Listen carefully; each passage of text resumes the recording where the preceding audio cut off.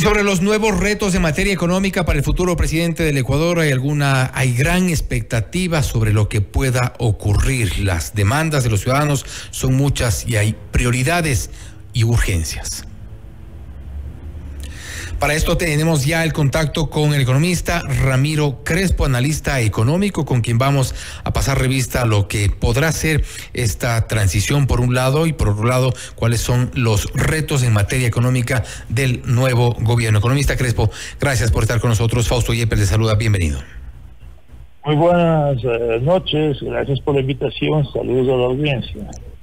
Economista, hay sin duda seguramente prioridades para el nuevo gobierno, tomando en cuenta algunos elementos que creo que es importante tomarlos en cuenta. Por ejemplo, la decisión que ya se ratificó en las urnas respecto de la no explotación del Yasuní ITT del bloque 43, algo que según el actual gobierno iba a producir un impacto económico fuerte, y en estas condiciones asume Daniel Noboa.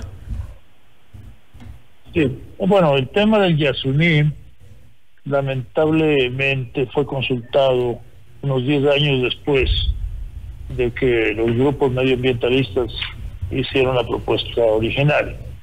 Entonces ya se había hecho los gastos para la producción, ya se había asumido como una constante lo que el Yasuní producía.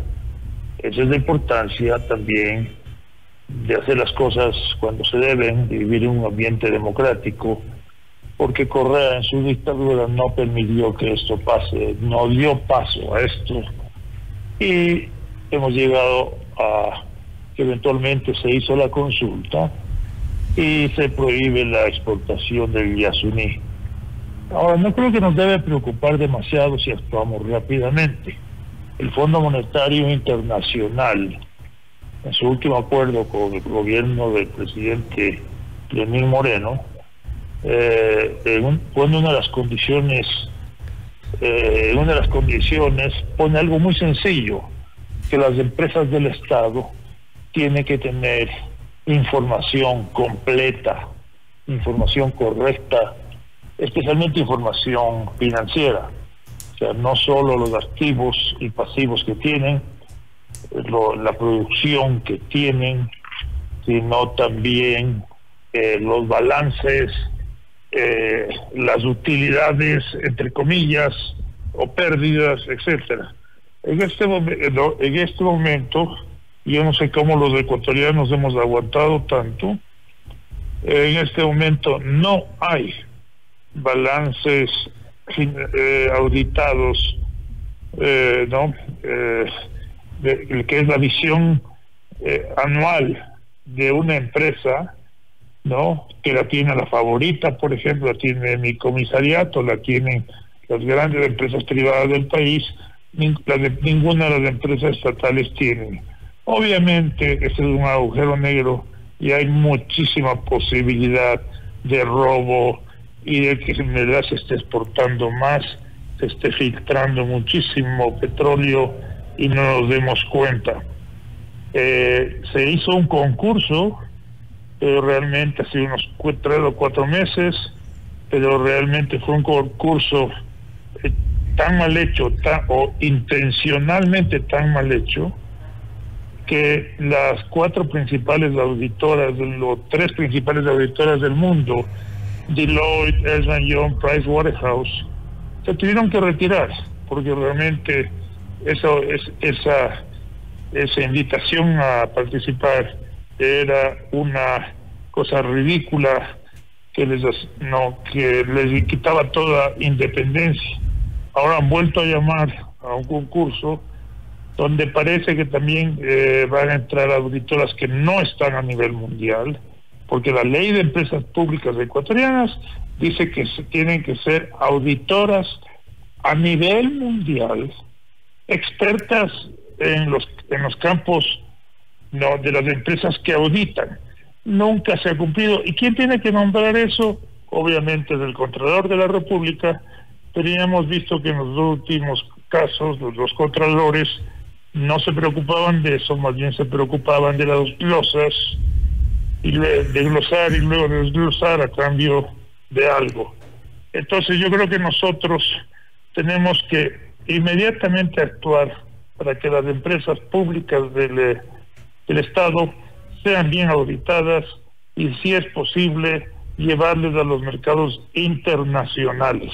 Economista Crespo, sí, perdón, y en estas condiciones, ¿cuáles deberían ser ciertas prioridades que asuma Daniel Noboa una vez que llegue a Carondelet, tomando en cuenta que, si bien faltan estas auditorías, por ejemplo, hay otros temas, lo que hemos hablado del tema petrolero, el tema del seguro social, pero en el orden, ¿cuáles deberían ser las prioridades? ¿Cómo asumir este gobierno con todas estas complicaciones?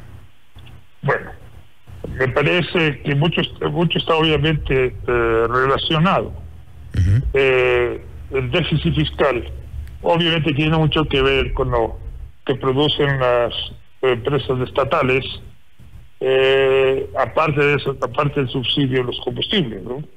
Entonces, si la producción de Petroecuador, y antes también había Petroamazonas, es ineficiente, estamos recibiendo menos dólares de lo que deberíamos. Digo ineficiente porque se roba mucho, o se robarían mucho. Segundo, parece que en las refinerías ocurre lo mismo. El desecho que se deja es fácilmente luego reciclable en refinerías del exterior. Entonces, y el tema, por ejemplo, del déficit del seguro social, hay una propuesta de un ex líder sindical y diputado de la Izquierda Democrática de que se entreguen acciones, por ejemplo, de las empresas públicas, concretamente el caso del Banco del Pacífico, para cubrir el déficit actuarial. Yo no estoy de acuerdo con que se entregue el Banco del Pacífico, sino más bien se lo debe vender, y eso debe servir para ayudar a cubrir el déficit actuarial, o para, como proponía el presidente Lasso, crear un fondo para la malnutrición infantil. Pero sí, y una de las cosas que también propone el señor Yanes es que los asegurados, los que están en el seguro social, puedan tener acciones de Petroecuador, etcétera. Y eso yo creo que ayudaría a cubrir el déficit actuarial, por ejemplo, porque esas acciones valdrían mucho, especialmente se ponen en el mercado internacional. Aumentar las exportaciones. Ecopetrol, Petrobras aumentaron drásticamente sus exportaciones luego de que pusieron las acciones en las bolsas mundiales, y por ejemplo Brasil, que era importador de petróleo, se volvió exportador de petróleo y desarrolló nuevas tecnologías, inclusive para explotar petróleo debajo del suelo marino. Y ahí también no se olvide que Lava Jato se descubrió en las bolsas de valores en el Departamento de Justicia de los Estados Unidos. Entonces, por ejemplo, ahí podemos mejorar la producción petrolera, podemos cubrir buena parte de los déficits actuariales de los fondos de pensión, que también, por supuesto, tienen que ser muy bien auditados, porque también parece que hay demasiada filtración de recursos o desperdicio, entonces, y adicionalmente están haciendo muy malas inversiones porque están invirtiendo en bonos del Estado ecuatoriano.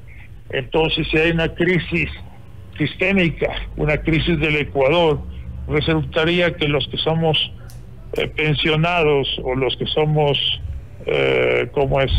miembros del Seguro Social, tendríamos un problema de que el Seguro Social no podría cubrir las pensiones porque el Estado ecuatoriano no podría pagar los bonos en los cuales el Seguro Social ha invertido a una tasa ridícula del 5 y 6%.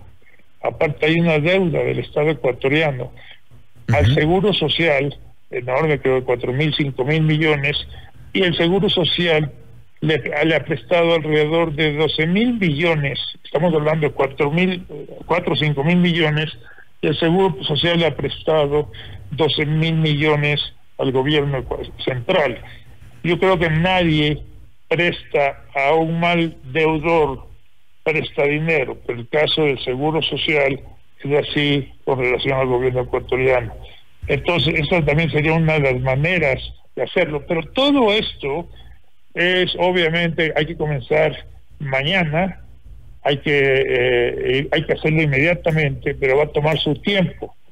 Pero cuando vean los organismos internacionales que nosotros estamos cumpliendo una parte fundamental, por ejemplo, del acuerdo con el Fondo Monetario Internacional, van a estar más dispuestos a financiarnos, porque ya tiene con nosotros una deuda grande, a financiarnos porque van a ver que vamos a seguir el ejemplo de Colombia con Ecopetrol, el ejemplo de Brasil con Petrobras, y ojo, Chile, INAP, produce en Chile 4.000 barriles al día, pero en el mundo, incluyendo en el Ecuador, lo produce que llega alrededor de 300.000 barriles al día. Cuando hablamos aquí de que se está acabando la época petrolera, es porque estamos pensando en seguir haciendo licitaciones que destrocen la selva amazónica y que vengan nuevas compañías. Pero si pensábamos como Ecopetrol, como Petrobras y como INAP, y nos vamos a explorar y exportar petróleo fuera del país, en lugares con menor biodiversidad, con menor daño ambiental, tendremos petróleo para el largo, y eventualmente, aunque mucha gente dice que el petróleo siempre se usará como una fuente de energía, pero cada vez menos, pero no tendremos petróleo hasta que haya demanda para el petróleo como fuente de energía, pero siempre habrá, por ejemplo, como fuente para petroquímica. Economista. Sí, economista. Y con esto, por ejemplo, hay un tema que se planteó en el debate para la segunda vuelta electoral, que es el uso de las reservas internacionales. Ahí Daniel Noboa dejó abierta la puerta a ocupar, no todo dijo al menos hablaba de 1.500 millones. Luisa González planteaba la necesidad de repatriar todo, pero este sería, había dicho Daniel Noboa, una especie de plan B o un último recurso en caso de necesidad. ¿Cree usted que se llegue a eso? Bueno, yo creo que a Daniel Noboa no le queda más que decir eso ante la demagogia de Luisa González, que decía que para qué íbamos a tener tanta reserva monetaria como si fuesen ahorros, cuando podíamos pagar la deuda social, pues, atender a niños, atender a enfermos, etcétera. Pero, o sea, estaba mandando un mensaje equivocado, engañoso al pueblo ecuatoriano, de que esa reserva monetaria se la desperdiciaba, básicamente sin ninguna sensibilidad hacia los problemas sociales. Esa reserva monetaria básicamente no es del Estado, es de todos los depositantes, para comenzar, los que tenemos plata en los bancos. Los bancos ponen una buena parte de sus depósitos que forman parte de la reserva monetaria. Entonces, si mañana utilizan para los propósitos de doña Luisa González, se estarían usando nuestra plata como depositantes para hacer cosas que nosotros no hemos autorizado. También estarían utilizando plata de las empresas públicas o de los gobiernos autónomos descentralizados y de las empresas públicas. Ahí tiene poco más de fuerza, digamos, puede ser más arbitrario el gobierno, pero a la larga desfinanciaría a los gobiernos autónomos descentralizados y a las empresas públicas. Porque como las empresas públicas son, y ojo, es importante, bastante monopólicas en los campos que operan, entonces tienen un flujo de caja y da la impresión de que son rentables. Puede ser que sean rentables, ¿no? Puede ser que no, pero tienen flujo de caja, y mientras uno tenga flujo de caja no quiebra. TAME quebró cuando se le acabó el flujo de caja. Entonces, estas empresas, si fueran auditadas, primero tendrían muchísimo más utilidades, lo cual sería muy bueno. Eventualmente se podría entregar al pueblo ecuatoriano buena parte, por ejemplo, los afiliados al seguro, acciones también de CNT, hidroeléctricas y cosas por el estilo, pero lo que no podemos hacer es usar la plata que tienen ahí para que el Banco Central, la Reserva Internacional, para las cosas que mencionaba doña Luisa González.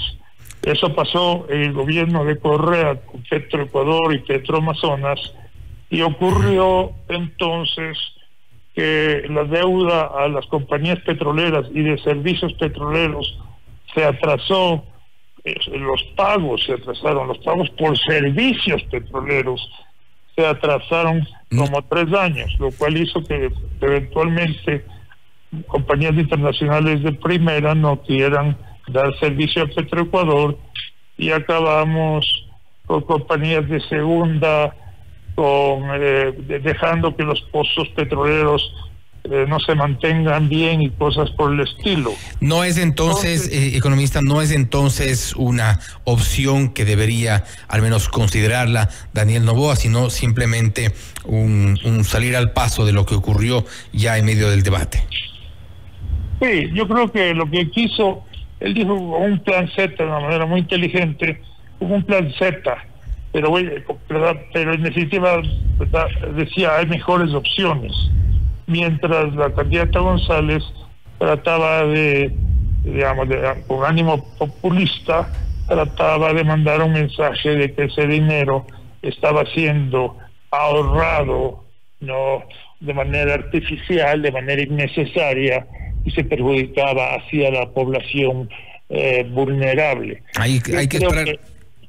Sí, y hay que esperar entonces que tengan de alguna forma ideas más creativas para mejorar la economía. Yo creo que el candidato Noboa, que ya se ha sentido una mejora en los precios de la deuda externa, una reducción del riesgo país, que va poco a poco actuando con mucha seriedad, ¿no?